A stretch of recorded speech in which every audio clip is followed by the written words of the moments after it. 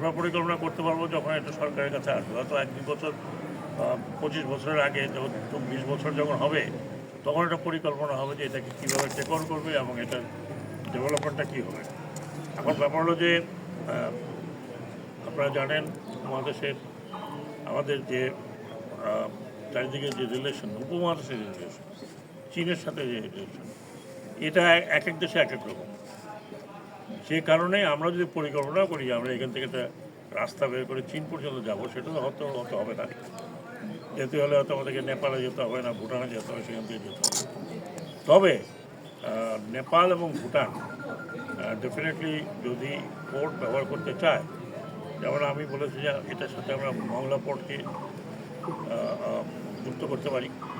চিটং পোর্টও যুক্ত করা যাবে, যে চিটং পোর্ট বেশ দূর, বাট মংলা পোর্ট থেকে সরাসরি রাস্তা আছে, ট্রেনের বিষয় হতে পারে। ট্রেন তো এখানে আসবে না, এখান থেকে ম্যাক্সিমাম রোড। যেমন নর্থ বেঙ্গলে চেষ্টা করা হচ্ছে যে কন্টেনারগুলো, যে নর্থ বেঙ্গলের যে আমাদের নতুন পোর্টটা ওপেন হলো পাবনাতে, নগরবাড়ির সাথে যদি আমরা এখন প্রাইভেট ওয়ার্ল্ডের একটা রেনাউন্ড প্রাইভেট অপারেটরকে দিয়েছি পানগাঁও, তারা যদি পানগাঁও থেকে নগরবাড়িকে কানেক্ট করতে পারে, তাহলে নগরবাড়ি পর্যন্ত যদি কন্টেনারগুলো আসে, তখন হয়তো এই পোর্টে আমরা দেখব যে ভুটান এবং নেপালে রাস্তাটা এখান থেকে খুলে আসে। এগুলো তো একদিনে হয় না, এগুলো বেশ পরিকল্পনা করতে হয়, এবং সেই পরিকল্পনা আমরা করে যাচ্ছি। বাকি নেক্সট গভর্নমেন্ট আসলে তার ব্যবসা বাণিজ্য, যারা পাথরের ব্যবসা করে তাদের জন্য তো এখনও কিছু বন্ধ হয়নি। প্যাসেঞ্জার যাতায়াত করেছে, এতে কোনো সন্দেহ নেই। এটা শুধু এখানে না, এটা পুরো বাংলাদেশ। যেমন এক সময় বেনাপোল দিয়ে হাজারের উপর যেত, 10,000, 15,000 লোক যেত যাতায়াত আর কি। এখন তো সেখানে এত কম, 300-400 ম্যাক্সিমাম। তো এটা কারণ হচ্ছে যে ভারত ভিসা দিচ্ছে না নানাবিধ কারণে।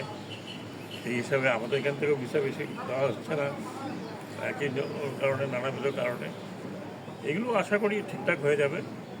সামনে নির্বাচন হওয়ার পরে যে নতুন সরকার আসবে, সেই নতুন সরকারের সময় রিলেশনটা হয়তো আরও ভালো হবে। স্থলবন্দরের সক্ষমতা বৃদ্ধির কোনো পরিকল্পনা আছে? বাংলাদেশ স্থলবন্দরের সাথে 3টি দেশ, নেপাল, ভুটান, ভারত কানেক্টেড। দেশের মধ্যে একমাত্র এই স্থলবন্দরটাই আছে। তো এই স্থলবন্দর ঘিরে আপনাদের কোনো পরিকল্পনা আছে কিনা? আর এই স্থলবন্দরটি এখনো বেসরকারি পোর্ট অপারেটরের মাধ্যমে পরিচালিত হচ্ছে। এটি পরবর্তীতে আপনারা এই বিষয়ে দেখা যাচ্ছে কাঙ্ক্ষিত গতি পায়নি, কাঙ্ক্ষিত উন্নয়ন হয়নি, শুধু পাথর আমদানি নির্ভর। একটা কথা বলি, এটা দেওয়া হয়েছিল BOT, build two operate and transfer, 25 বছরের জন্য। তো মাত্র 2014-তে বোধ হয় এটা অপারেশন, 14 কি 14তে অপারেশন শুরু করেছে। তাহলে 14 থেকে 25, আমি খবর নিয়েছি তো 39 সনে গিয়ে এটা এনাদের মেয়াদ শেষ হবে। এনাদের মেয়াদ শেষ হওয়ার পরে ওই সময় যে সরকার থাকবে, সেই সরকারকে সিদ্ধান্ত নিতে হবে যে এটা সরাসরি সরকার চালাবে না এটা বিওটিতে আবার কাউকে দেওয়া হবে। বিওটি কিন্তু 25 বছরের জন্য, 25 বছরের পর এটা সরকারের মালিকানাধীন চলে আসবে, যা আছে সব কিছু মিলিয়ে। তখন তো গভর্নমেন্ট কী করতে পারবে? কারণ আমাদের দেশে এখন 3টা বড় পোর্ট যেগুলো বিওটিতে আছে, আর একটা ছোট আছে, 4টা, এবং টেকনাফের একটা, 5টা, তাই না? 5টা পোর্টে বিওটিতে আছে। এইগুলো আগেই চুক্তি হয়ে গেছে, এবং এগুলো লম্বা চুক্তি হয়ে গেছে। ডেফিনেটলি যখন চুক্তি হয়েছে তখন তারা দেখেছে যে পোর্ট, যেমন আমাকে এটা বলা হয়েছে যে এই জায়গাটা ওই রকমভাবে পোর্ট ছিল না, পরে বিওটিতে ওরা ডেভেলপ করেছে। এখানে হয়তো ছিল, বাট ক্রসিং ছিল হয়তো। এবং নৌ মন্ত্রণালয়ের দায়িত্বে 24টি ল্যান্ডপোর্ট ছিল, যে এখন 4টা কমে গিয়ে 20টা ল্যান্ডপোর্ট, টেকনাফ থেকে তেঁতুলিয়া। আমি যতদূর সম্ভব ব্যক্তিগতভাবে এই স্থলবন্দরগুলো দেখেছি, নৌবন্দরগুলো দেখছি। তো সেই হিসাবে আমি এই দিকে আসিনি কখনো।